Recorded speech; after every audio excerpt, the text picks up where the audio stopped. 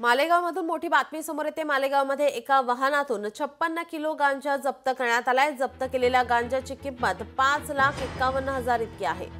मालेगाव तालुका पोलिसांकडून मोठी कारवाई करण्यात आली आहे। गांजा जप्त करण्यात आलाय। जप्त केलेल्या गांजाची किंमत 5,51,000 रुपये इतकी आहे। एकूणच 56 किलो गांजा हा जप्त करण्यात आलाय। मालेगाव पोलिसांची ही मोठी कारवाई। या प्रकरणी आता काही जणांना ताब्यात घेण्यात आल्याची सुद्धा माहिती समोर येते आहे।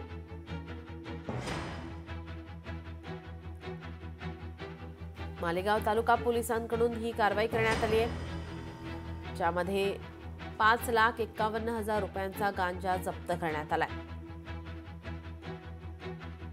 आपले प्रतिनिधी विशाल मोरे आपल्या सोबत जोडलेले आहेत। विशाल, या प्रकरणी किती जणांना ताब्यात घेण्यात आले, अटक करण्यात आलाय?